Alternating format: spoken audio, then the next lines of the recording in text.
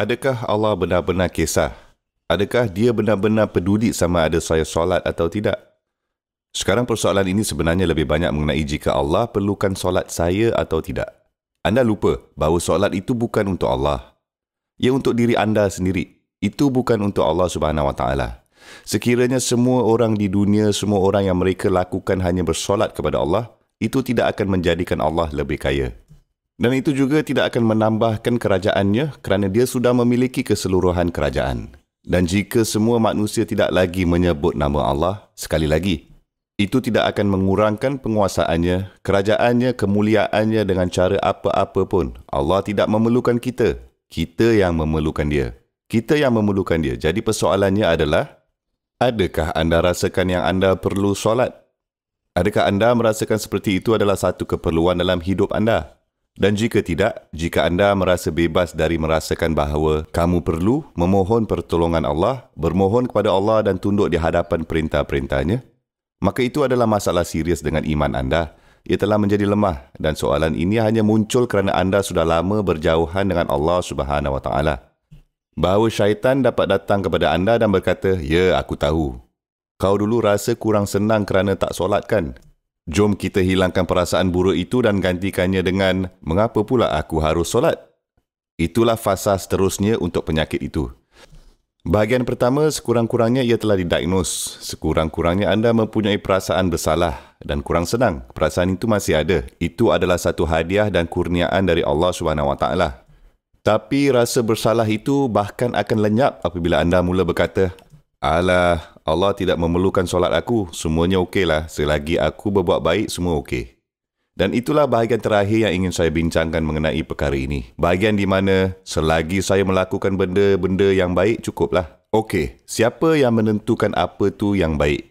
Terdapat dua jenis kebaikan di dunia ini. Harap kamu ingat ini, okey? Terdapat dua jenis kebaikan. Ada kebaikan dari segi etika. Saya baik kepada jiran saya jujur di tempat kerja, saya baik kepada orang, saya tak mencuri, saya tak menipu. Awak tahu, saya itu adalah etika asas, betul? Saya mengatakan yang sebenarnya, saya jujur, saya membayar cukai saya dan sebagainya.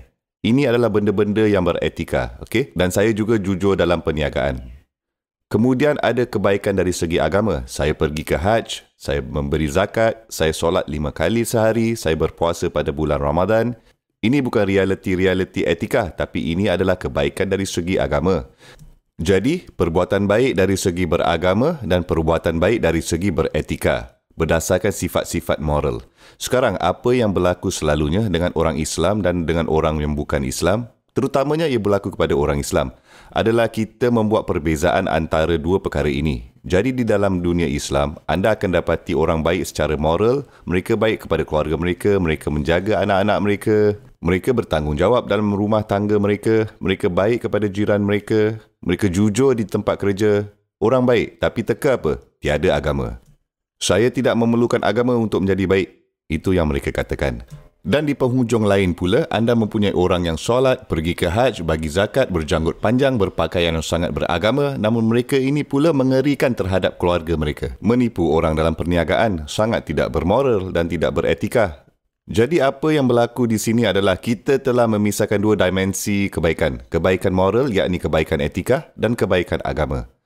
Apa yang Allah Subhanahu Wa Taala lakukan dalam Al-Quran adalah menyatukan kedua-dua ini bersama. Di satu ayat yang dipanggil ayatul bir, ayat kebaikan. Apa maksudnya menjadi baik? Sekiranya anda mempelajari ayat itu, ia adalah gabungan dua perkara.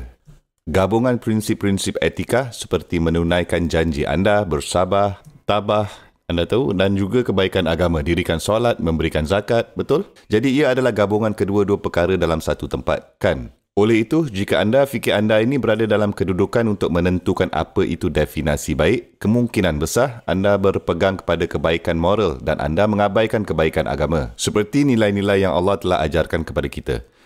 Tetapi apa yang Allah Subhanahu Wa Taala mahukan adalah kita mempunyai kedua-duanya pada masa yang sama. Ini adalah ketika seseorang benar-benar baik. Jika tidak, anda belum lagi betul-betul baik. Anda sebenarnya sekarang telah menentukan kebaikan untuk diri sendiri dan anda telah menolak definisi yang Allah tentukan tentang apa itu sebenarnya maksud baik. Kita meminta petunjuk kepada Allah kerana kita tidak dapat menentukan sesuatu untuk diri kita sendiri. Kita mahu Dia menentukannya untuk kita, insya-Allah Ta'ala. Subhanallah.